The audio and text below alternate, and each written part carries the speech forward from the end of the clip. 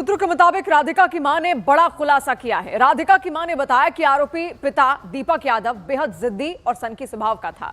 एक बार उसने अपनी पत्नी को सिर्फ अपने देवर से बात करने पर भी डांट दिया था। हाल ही में गांव में किसी ने ताना मारा कि बेटी खूब कमा रही है, तू तो ऐश कर रहा है। बस इसी बात ने दीपक को अंदर तक झकझोर दिया। पिछले कई दिन से राधिका और दीपक के बीच टेनिस अकादमी बंद करने को लेकर लगातार झगड़ा हो रहा था।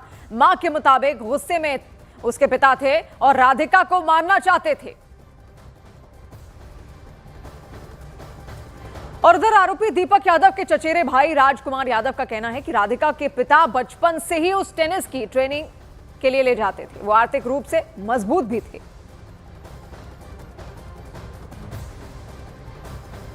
और अब आपको दिखाते हैं कि राधिका की हत्या के आरोपी पिता दीपक यादव ने पुलिस की पूछताछ में आखिर अब तक क्या कुछ बताया है। देखिए, सबसे पहले तो कबूलनामा है। उन्होंने खुद कहा, मैंने गोली मारकर बेटी राधिका की हत्या की। आगे वो कहते हैं कि लोग मेरी बेटी के चरित्र पर उंगली उठाते थे। मुझे और पूरे परिवार को राधिका पर नाज था। कंधे में चोट के बाद राधिका ने अकादमी खोली। लोग मुझे कहते थे बेटी की कमाई खा रहे हो। मैंने बेटी को अकादमी बंद करने के लिए कहा।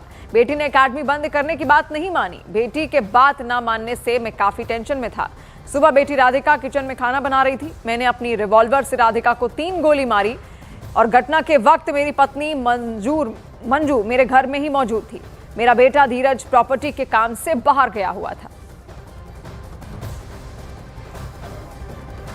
और वहीं पड़ोस के घर में तैनात सुरक्षा गार्ड ने चौंकाने वाला एक खुलासा किया। सुरक्षा गार्ड के मुताबिक घटना के वक्त राधिका की मां मंजू बाहर पड़ोस की महिलाओं से बातचीत कर रही थी। तभी दीपक यादव बालकनी में आया और हाथ में पिस्टल लिए चिल्लाने लगा कि मैंने राधिका को मार दिया। ये सुनते ही मंजू और राधिका का भाई तुरंत घर के अंदर भागे।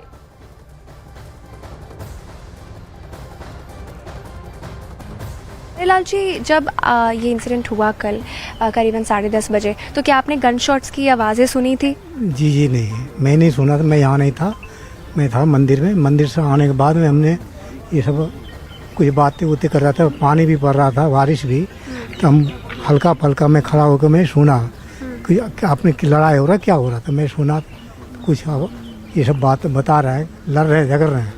फिर भी मैं बहुत आपको लड़ाई झगड़े की आवाज़ आ रही थी घर से?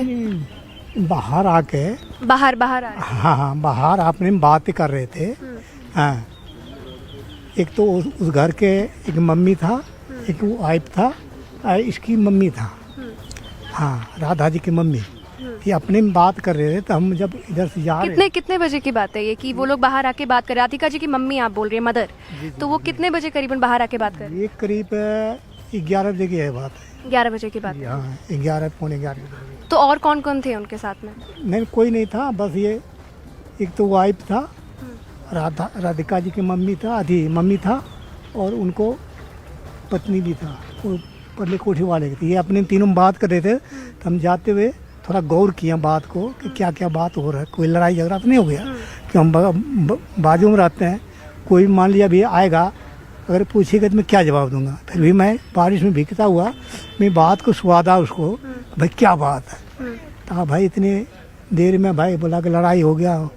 हाँ, लड़ाई हो गया, क्या बात हो गया, मार दिया। फिर बच्चा तो वो तो चला गया लेके, गाड़ी में लेके।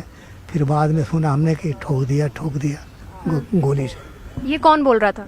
ये बोल रहा था, अपने में बोल रहा था। ये 3 लेडीज था, वही बोल रहा था। 3 लेडीज आपस में बात कर रहे थे जी। और राधिका जी के अंकल जो है, जो दीपक जी के भाई हैं, वो उनको भी देखा आपने? नहीं, वो नहीं था यहाँ। उसको सब मैं किसी को नहीं देखा। मतलब आप ये कह रहे 11 बजे के करीबन राधिका जी की जो मदर थी वो पड़ोसी में जो रहते हैं, पड़ोस में जो रहते हैं, उनके साथ में बात कर रहे? ये जो गेट है, ये गेट के यहीं आगे बात कर रहा था। तो मैं जब बात कर रहे थे, आपको तेज आवाज आ रही थी? जी तेज आवाज? नहीं, अपने में बात कर रहा था। तो मैं खड़ा होके मैं सुना, मैं क्या बात है इस बात को। तो सुना तो मैं आधा घंटा रुक भी गया। बारिश हो रहा था, भीगता गया। तो धीरे धीरे यही बात हुआ। फिर इतनी में उसका फादर, राधिका जी का फादर, अभी तीनों लेडीज में बात होने लगा। फिर उधर से उसका पिताजी फिर बोला कि हमने मार दिया। उन्होंने बोला, अपने मुंह से बोला? हाँ। किसको आके बोला उन्होंने ये?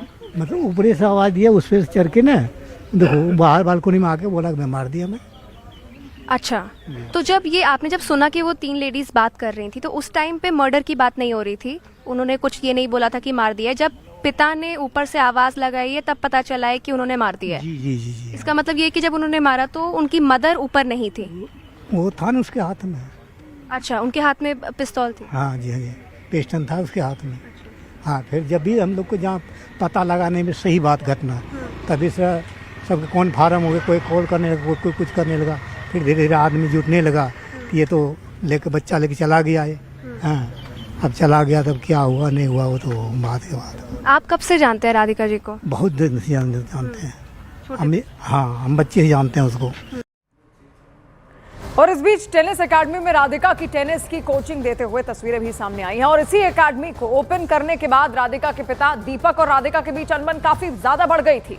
और राधिका यादव का आखिरी मैसेज भी अब सामने आया है। ये आखिरी मैसेज राधिका ने ग्राउंड स्टाफ को किया है। उसमें राधिका ने ग्राउंड कोऑर्डिनेटर से सुबह ग्राउंड खोलने के लिए मिलने पर सवाल पूछा है और राधिका ने बारिश की वजह से ग्राउंड के बारे में पूछा था। गुरुग्राम के सेक्टर 61 में राधिका टेनिस एकेडमी चलाती थी। इसी एकेडमी की वजह से ही पिता और बेटी के बीच विवाद की वजह बताई जा रही है। सुबह आती थी 7 बजे और शाम को मतलब वो आती 4-5 बजे की तरफ में, और फिर वो चली जाती थी ऐसे 6-7 बजे की तरफ में चली जाती थी।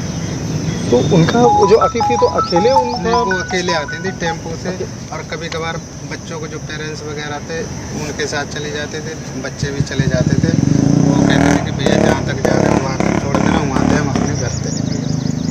अच्छा। तो यहाँ पे उनके साथ में और भी उनके जो सर्वन और कौन क्या आते थे? पेरेंट्स के मम्मी पापा आते थे और मतलब जो बच्चे थे वो आते थे सर। और कोई साथी उनका? और जो मतलब क्या सर नाम था, भैया नाम कहा था उनको सर को?